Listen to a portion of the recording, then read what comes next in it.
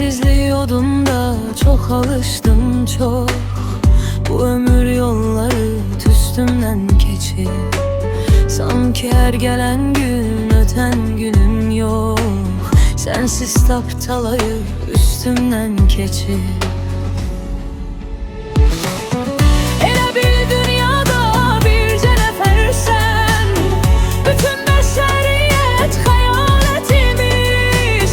Və yaxud cahanda cümlə bəşərsən, o da bir nəfərdən ibarət imiş.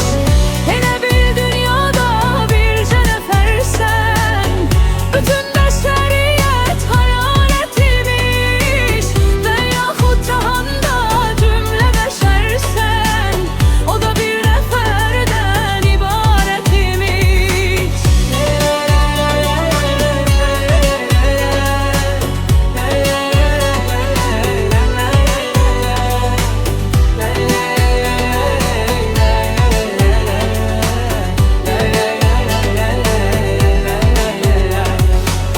Heyrət varlığın yox, yoxluğun var.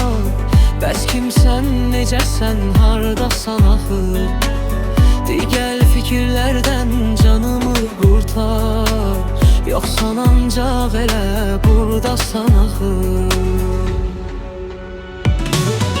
Elə bil dünyada bircə nəfərsən, bütün bəşəriyyət xəyalət imiş. Və yaxud cahanda cümlə bəşərsən, o da bir nəfərdən ibarət imiş. Elə bil dünyada bircə nəfərsən, bütün bəşəriyyət xəyalət imiş. Və yaxud cahanda cümlə bəşərsən, o da bir nəfərdən ibarət imiş.